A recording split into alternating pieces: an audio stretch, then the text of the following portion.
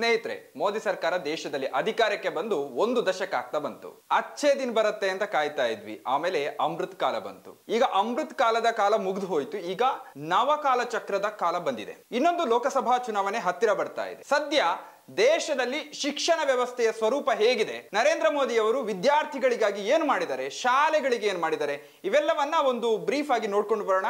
ನಾನು ಚರಣೈ ವರ್ನಾಡ್. ಈಗ ಶಿಕ್ಷಣದ ಮೇಲೆ ಹೆಚ್ಚು ಹೂಡಿಕೆ ಮಾಡಿದ್ರೆ ಹೆಚ್ಚಿನ ಲಾಭಾಂಶ ಬರ್ತದೆ ಅಂತ ಬಿಜೆಪಿ ತನ್ನ 2014ರ ಪ್ರಣಾಳಿಕೆಯಲ್ಲಿ ಹೇಳ್ಕೊಂಡಿತ್ತು.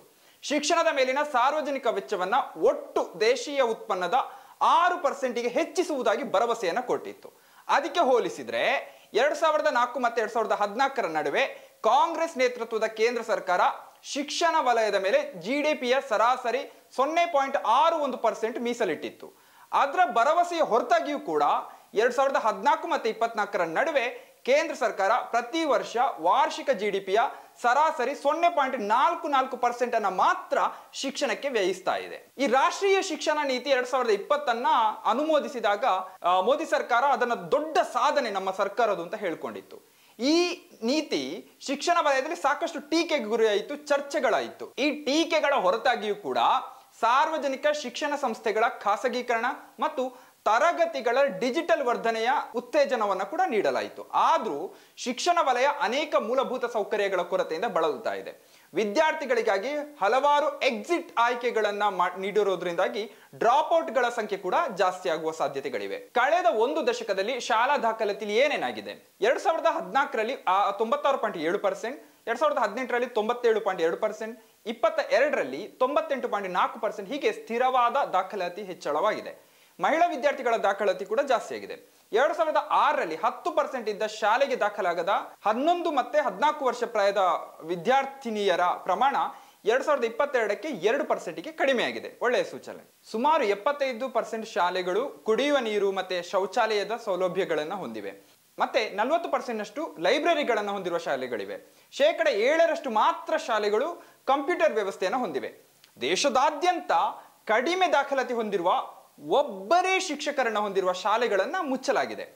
ವಿದ್ಯಾರ್ಥಿಗಳಿಲ್ಲ, ಒಬ್ಬನೇ ಶಿಕ್ಷಕರಿದ್ರೆ ಆ ಶಾಲೆಯನ್ನು ಮುಚ್ಚಿದ್ದಾರೆ. ಇದು ಗ್ರಾಮೀಣ ಮತ್ತೆ ಬುಡಕಟ್ಟು ಪ್ರದೇಶಗಳಲ್ಲಿನ ವಿದ್ಯಾರ್ಥಿಗಳ ಮೇಲೆ ಕೆಟ್ಟ ಪರಿಣಾಮವನ್ನು ಬೀರಿದೆ. ಸದ್ಯ ಪ್ರತಿ 7 ಶಾಲೆಗಳಲ್ಲಿ 1 ಶಾಲೆಯಲ್ಲಿ ಮಾತ್ರ ಒಬ್ಬರೇ ಶಿಕ್ಷಕರಿದ್ದಾರೆ. ಇನ್ನು ಶಾಲಾ ಮಕ್ಕಳಿಗೆ ಬಿಸಿಯೂಟ ಕೊಡೋದು, ಶಾಲಾ ಮಕ್ಕಳಲ್ಲಿ ಪೌಷ್ಟಿಕಾಂಶದ ಮಟ್ಟವನ್ನು ಹೆಚ್ಚಿಸುವುದಕ್ಕಾಗಿ ಮೋದಿ ಸರ್ಕಾರ ಮಧ್ಯಾಹ್ನದ ಬಿಸಿಯೂಟದ ವ್ಯವಸ್ಥೆಯನ್ನು ಮಾಡಿತ್ತು. ಅದಕ್ಕೆ PM ಪೋಷಣ್ ಎಂಬ ಯೋಜನೆಯನ್ನು ಹಾಕೊಂಡಿತ್ತು.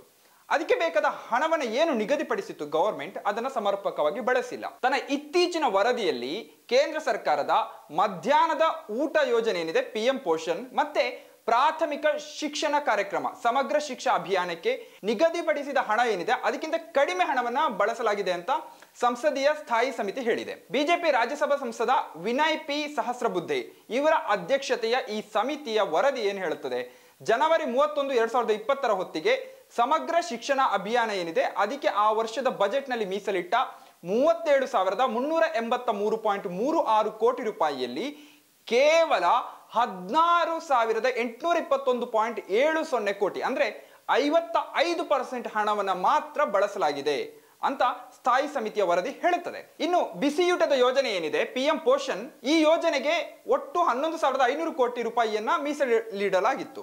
ಜನವರಿ 31ರವರೆಗೆ ಕೇವಲ 6,660.54 ಕೋಟಿ ಅಂದ್ರೆ 57.91% ಮಾತ್ರ ಹಣವನ್ನ ಬಳಸಲಾಗಿದೆ. ಅಂದ್ರೆ ಈ 2 ಯೋಜನೆಗೆ ಏನು ಬಜೆಟ್ ಹಾಕಿಕೊಂಡಿದ್ರು ಅದರ ಅರ್ಧ ಹಣವನ್ನ ಮಾತ್ರ ಬಳಸಿದ್ದಾರೆ. The national initiative for proficiency in reading with understanding and numeracy Nipun Bharat mission ಇದನ್ನ 2021ರಲ್ಲಿ ಮೋದಿ ಸರ್ಕಾರ ಸ್ಥಾಪಿಸಿತು ಮತ್ತು 2025ರ ಹೊತ್ತಿಗೆ ಎಲ್ಲಾ ಪ್ರಾಥಮಿಕ ಶಾಲೆಗಳ ಮಕ್ಕಳು ಸಂಖ್ಯೆಗಳ ಬಳಕೆಯನ್ನ ಮತ್ತೆ ಸಾಕ್ಷರತೆಯಲ್ಲಿ ಹಿಡಿತ ಸಾಧಿಸಲು ಈ ಮಿಷನ್ ಅನ್ನ ಜಾರಿಗೊಳಿಸಲಾಗಿದೆ. 2022ರಲ್ಲಿ 3ನೇ ತರಗತಿಯಲ್ಲಿ 4ನೇ ಒಂದು ಭಾಗದಷ್ಟು ಮಕ್ಕಳು ಮಾತ್ರ ಗಣಿತದಲ್ಲಿ ಉತ್ತಮ ಸಾಧನೆಯನ್ನ ಮಾಡಿದ್ರು ಮತ್ತು 20% ಮಕ್ಕಳು ಮಾತ್ರ ಓದುವಿಕೆಯಲ್ಲಿ ನಿರೀಕ್ಷಿತ ಮಟ್ಟವನ್ನು ತಲುಪಿದ್ರು. ಹೀಗಂತ annual status for education report 2022ರ ಡೇಟಾ ತೋರಿಸುತ್ತದೆ. 2017ರಿಂದ NCERTಯ ಶಾಲಾ ಪಠ್ಯಪುಸ್ತಕಗಳಲ್ಲಿ ಅನೇಕ ಬದಲಾವಣೆಗಳನ್ನು ಮಾಡಲಾಗಿದೆ. ಇದರ ಬಗ್ಗೆ ಅನೇಕ ಚರ್ಚೆಗಳನ್ನು ದೇಶದಾದ್ಯಂತ ಮಾಡಲಾಗಿದೆ. 2022ರಲ್ಲಿ ಅಂದ್ರೆ ತೀರ ಇತ್ತೀಚೆಗೆ ಕೂಡ ಅನೇಕ ಬದಲಾವಣೆಗಳನ್ನು ಮಾಡಿದ್ದಾರೆ. ಮೊಘಲ್ ಯುಗದ ಬಗ್ಗೆ, ಮೊಘಲ್ ಚರಿತ್ರೆ ಏನಿದೆ ಮತ್ತು ಜಾತಿ ವ್ಯವಸ್ಥೆಗೆ ಸಂಬಂಧಪಟ್ಟ ಪಠ್ಯಗಳೇನಿದೆ ಇವೆಲ್ಲವನ್ನ ಡಿಲೀಟ್ ಮಾಡಲಾಗಿದೆ. ಸಾಮಾಜಿಕ ಚಳುವಳಿಗಳ ಅಧ್ಯಯನಗಳು, ರಾಷ್ಟ್ರೀಯ ಸ್ವಯಂ ಸೇವಕ ಸಂಘ ಅಂದ್ರೆ RSS ನ ಮೇಲಿನ ನಿಷೇಧದ ಬಗೆಗಿನ ವಿಚಾರಗಳು ಮತ್ತು ಹಿಂದುತ್ವ ಮತ್ತೆ ಗಾಂಧಿ ಹತ್ಯೆಗೆ ಸಂಬಂಧಪಟ್ಟಂತಹ ಮಾಹಿತಿಗಳನ್ನ NCERT ಪಠ್ಯಪುಸ್ತಕಗಳಿಂದ ತೆಗೆದುಹಾಕಲಾಗಿದೆ.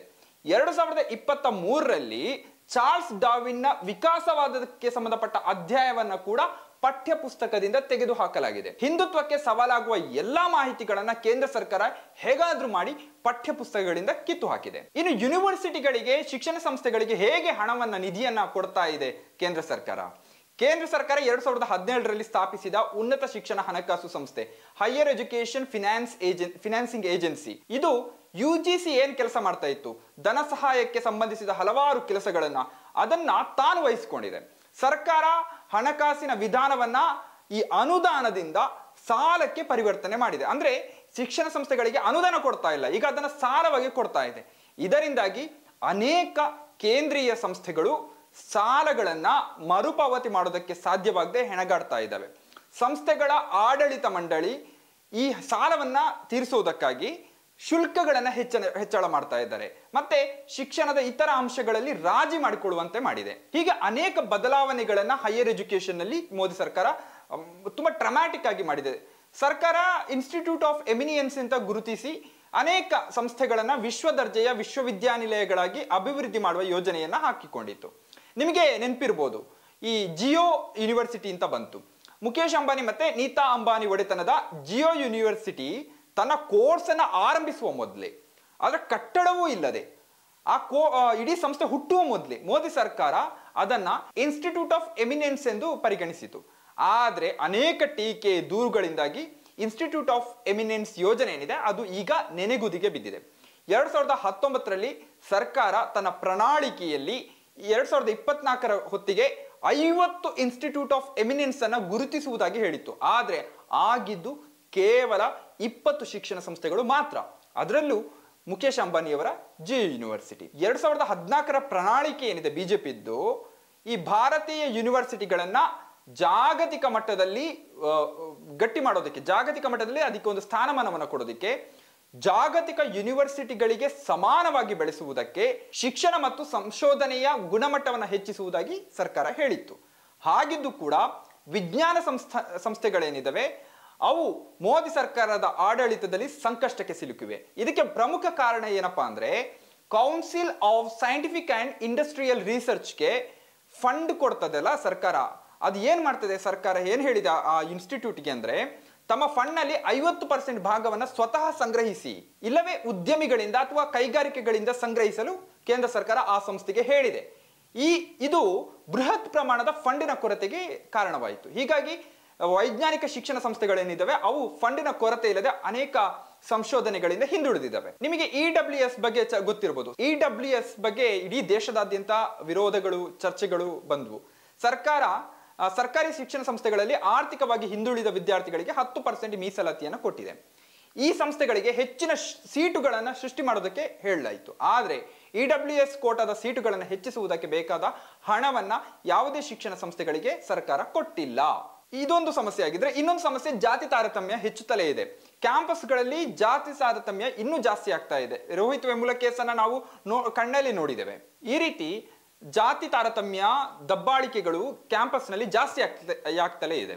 ಶಿಕ್ಷಣ ಸಚಿವರು ಲೋಕಸಭೆಯಲ್ಲಿ ಡಿಸೆಂಬರ್ 2023ರಲ್ಲಿ ಒಂದು ಉತ್ತರವನ್ನು ಕೊಡ್ತಾರೆ. ಅದರ ಪ್ರಕಾರ ಹಿಂದಿನ 5 ವರ್ಷಗಳಲ್ಲಿ 2622 ಪರಿಶಿಷ್ಟ ಪಂಗಡ, 2424 ಪರಿಶಿಷ್ಟ ಜಾತಿ ಮತ್ತೆ 4596 ಇತರೆ ಹಿಂದುಳಿದ ವರ್ಗದ ವಿದ್ಯಾರ್ಥಿಗಳು ಕೇಂದ್ರೀಯ ವಿಶ್ವವಿದ್ಯಾನಿಲಯಗಳಿಂದ ಡ್ರಾಪ್ ಔಟ್ ಆಗಿದ್ದಾರೆ. ಹಾಗಿದ್ರೆ ಹಿಂದುಳಿದ, ಪರಿಶಿಷ್ಟ ಜಾತಿ ಮತ್ತೆ ಪಂಗಡದ ವಿದ್ಯಾರ್ಥಿಗಳಿಗೆ ಎಲ್ಲಿ ಸೇಫ್ಟಿ ಇದೆ ಯೂನಿವರ್ಸಿಟಿಗಳಲ್ಲಿ? ಇನ್ನು ಸ್ಕಾಲರ್ಶಿಪ್ಗಳ ಬಗ್ಗೆ, ಫೆಲೋಶಿಪ್ಗಳ ಬಗ್ಗೆ ಅದು ಬೇರೆ ಇದೆ ಚರ್ಚೆ.